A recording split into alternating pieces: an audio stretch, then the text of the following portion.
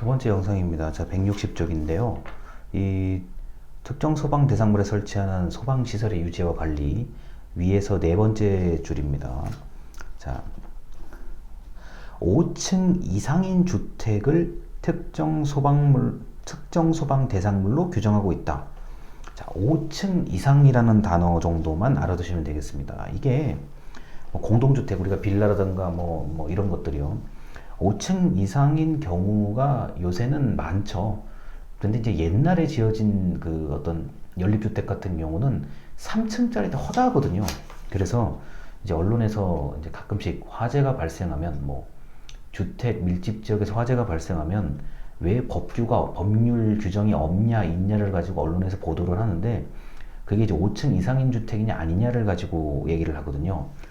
자, 이게 3층, 2층, 1층 같은 경우는 뭐 그 굉장히 위험하긴 한데 어떤 식으로든지 대피가 가능하다고 이제 판단을 하는 거고, 그 물론 3층이나 2층도 굉장히 높아요. 사람들에게는 굉장히 높은 층인데, 그래도 최악의 경우에는 뭐 예를 들어서요, 뭐 옆으로 피신하든지 뭐 뛰어내리는 경우, 원래는 절대 그래서는 안 됩니다. 원래 절대 그래서는 안 되는데, 그 우리가 안타깝게도 화재 현장 같은 걸 보게 되면 그 두려움이나 이런 것 때문에 뛰어내리는 경우들이 의외로 많아요. 그래서 이 1, 2, 3, 4까지를 우리가 옛날에 지어진 건물들까지 이걸 다 법령으로 자, 전부 특정 소방 대상물이다 라고 하게 되면 이게 굉장히 일이 커지기 때문에 우리가 보통 5층 이상인 주택, 이 법령이 지는 그 시점에서 5층 이상인 주택을 특정 소방 대상물로 규정하고 있다. 그래서 소방시설을 설치해야 된다라고 되어 있습니다. 지금 제 말에 오해가 있으면 안 되는 게, 어떤 화재 상황이 발생했을 때 2층이나 3층이나 뭐 4층에 사신다고 하더라도, 또는 계신다고 하더라도 이렇게 너무 당황해서 또는 무서워서 뛰어내리는 일은 절대로 하시면 안 됩니다. 왜냐면은 그게 온전하게 뛰어내려서 이게 좀 된다는 보장은 사실 없거든요. 그렇기 때문에 최대한 빨리 신고하고 빨리 대피하는 것, 그리고 신고보다도 사실 대피가 먼저입니다. 대피를 하셔야 되는 게 중요하기 때문에, 제가 지난번에 말씀드렸던 것처럼 들어오는 입구와 출구가 어디 있는지, 그 다음에 소화기가 어디 있는지 등등 주변을 꼭 살피시기 바랍니다.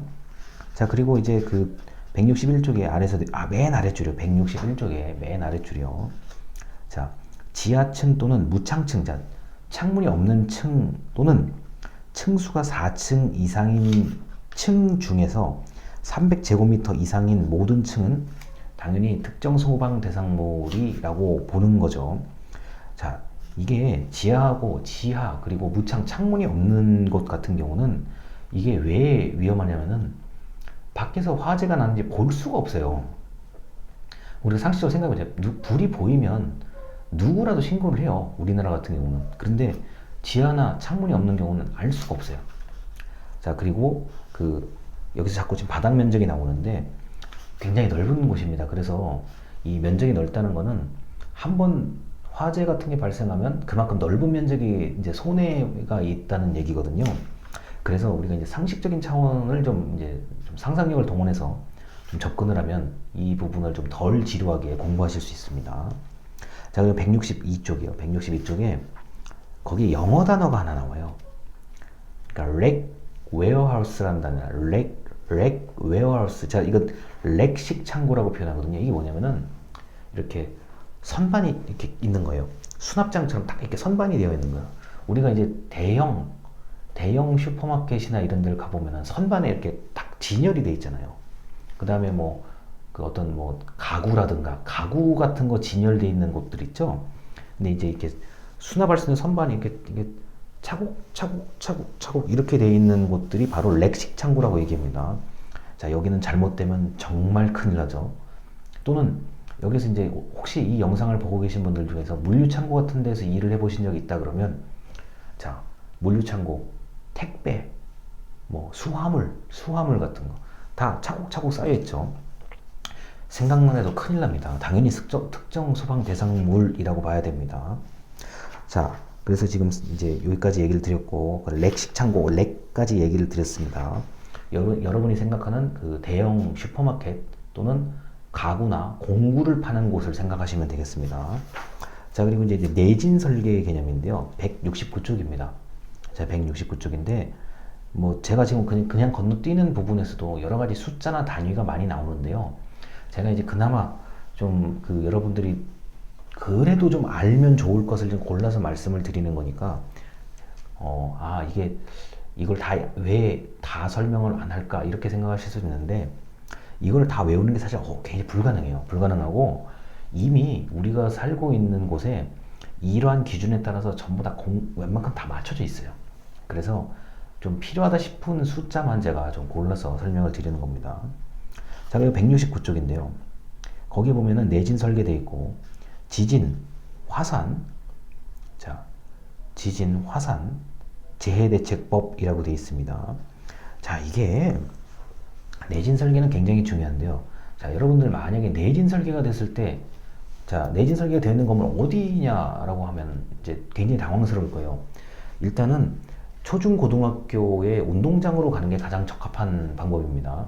그리고 그 지진 대피소라고 이렇게 노란색으로 크게 간판이 붙어 있어요. 길거리에요. 그 얼마 전에 이제 만들어 놨거든요. 그 노란 간판이 있는지 없는지 여러분 집 근처에 그게 가까운지 아닌지를 이 영상을 보신 다음에 여러분 집에 가시거나 어디 놀러 가실 때 한번 집 근처에 확인을 해보세요. 지진 대피소라고 이렇게 노란색 간판 큰 게 있어요. 그게 보통 학교 근처에 붙어 있거든요. 자, 그래서 그런 곳이 있는지를 알아보는 게 사실은 이 수업 배우는 것보다도 훨씬 중요한 거예요. 거기가 이제 그 지진이 발생했을 때 급하게 대피하는 장소거든요. 자, 그래서 내진 설계는 최근 매우 중요한 이제 부분인데, 내진 설계가 이게 그 건축물을 처음 세울 때 굉장히 돈이 많이 들고 이게 설계하기가 좀 까다로워요. 자, 그래서 여러분들은 일단 초중고등학교를 생각하시면 되고요. 그 다음에 이제 그 시청, 구청, 이제 관공서 건물 중에서 새로 지은 건물이 이제 내진 설계가 적용이 됩니다. 우리가 자, 4까지 우리 진도 4까지 견딜 수 있는 내진 설계가 이제 보통 그렇게 돼 있고요. 새로 지은 관공서 얘기하는 겁니다. 그리고 이제 야구 경기장이나 축구 경기장, 이런 스타디움이라고 하죠. 이런 곳들도 내진 설계가 웬만큼은 갖춰져 있습니다. 다만 너무 옛날에 지은 곳은 해당이 되지 않습니다. 그래서 이런 게 있다는 것 정도를 말씀을 드릴게요. 자, 그리고 이제 법령을 좀 읽어드리겠습니다. 이게 좀 법령을 읽다 보면 여러분들 시간이 많이 빨리 가더라고요. 자, 이게 아마 기절하실 거예요. 이거 보면요. 지진, 화산, 재해대책법이라고 되어 있습니다. 자, 이게 이제 지진대책법이라고 얘기를 하는데, 이 법은 지진, 해일, 화산으로부터 국민의 뭐를 보호하기 위해서 쭉쭉쭉 해서 규정한다. 이거는 100% 소방에 관련된 얘기죠. 우리가 얘기하는 재난입니다. 내진 설계 기준의 설정이라고 되어 있는데, 자, 지진이 발생할 경우를 대비해서 내진 설계 기준을 정해야 된다라고 되어 있습니다. 자, 길게 읽어드릴 거 없이요. 1번부터 쭉 보세요. 건축법, 공유수면, 알지 못하는 있겠죠. 그런데 이거는 이제 그 방파제, 그리고 배가 들어가고 나올 때 관문이라고, 이게 문이 이게 열리고 닫히는 관문이라고 있습니다. 자, 공항, 하천, 농어촌 정비법이라고 되어 있는데, 제가 보기엔 농어촌 정비법은 혹시 여러분 농촌 가다 보면은 그 논이나 밭 옆에 큰 호수 같은 거 있는 거 본 적 있어요? 그냥 이렇게 콘크리트 이렇게 방파제로 이렇게 뚝으로 쌓아놓은 그런 것들, 방수호라고 얘기합니다. 방수호라고 얘기하기도 합니다. 댐 건설, 소양강댐 이런 댐이요. 도로법, 가스, 철도, 산업안전보건법, 석유, 송유관, 물환경, 수도, 어촌, 어항, 원자력, 전기, 철도, 폐기물, 하수도, 철도, 항만, 국토, 학교, 궤도, 관광, 의료, 전기, 물류, 집단에너지. 전부 다예요. 전부 다예요. 전부 다예요. 이거는요. 자, 우리가 그런데 물론 이 법에 따라서 전부 다 내진 설계를 하면 참 좋기는 하겠지만, 그 사정이 그렇지 않다는 점, 법률은 참 잘 만들어져 있지만 실제로 사정이 그렇지 않다는 점을 좀 이해를 하고 이 법률을 보셔야 됩니다. 자, 이렇게 이제 일본 같은 경우는 지진이 워낙 많이 일어나는 곳이기 때문에 애초에 건물을 지을 때 그 지진의 피해를 어느 정도 감수할 수 있을 정도로 건물을 짓기도 해요. 다시 말해서 너무 건물을 단단하게 짓지 않으려고 하는 경우들도 있어요. 아, 여기 지진이 자주 일어나면 건물이 이제 무너지고 건물을 쉽게 지을 수 있는 구조로 가는 경우들도 있어요. 무슨 말이냐? 건물을 너무 처음에 잘 지어가지고 지진이 발생하면 이게 수리하는 입장에서는 야, 이거 어떡하지? 있는 건물을 다 없애고 새로 지어야 되냐? 아니면 이 상태에서 좀 우리가 리모델링을 하는 이게 고민이 굉장히 많거든요. 그런데 그 비용과 노력과 시간에 대비해서 이제 이렇게 생각할 수도 있죠. 그냥 사람이 잘 살 수 있을 정도로 건물을 짓고 지진이 발생하면 무너진단 말이에요. 자, 무너지면 아예 새로 짓자.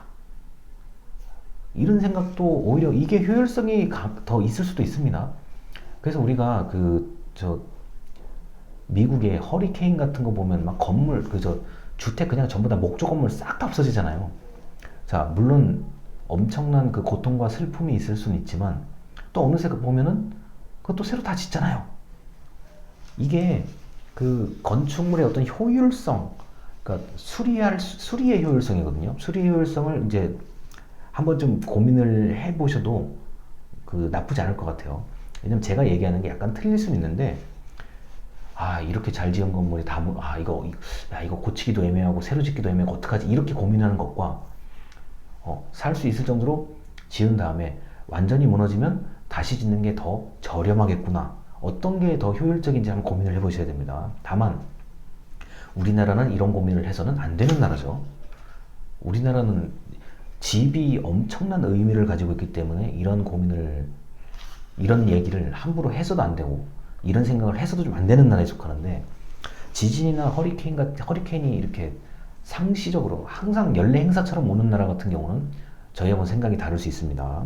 자, 일단 여기까지 내진 설계까지 얘기를 드리고, 자, 그 다음으로 넘어가도록 하겠습니다. 감사합니다.